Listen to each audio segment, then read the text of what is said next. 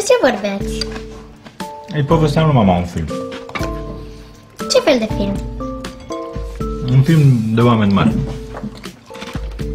Că dacă tu nu ești de acord, eu fac cum zici tu. Tu ai ultimul cuvânt.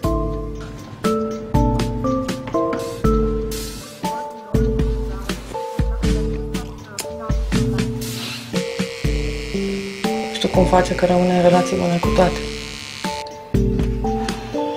Ai făcut o cârpiță din mine. Noi, în general, avem un pic altă idee despre lucrurile astea, să nu vă supărați. Nu mă supăr. Am vrut doar să vă spun.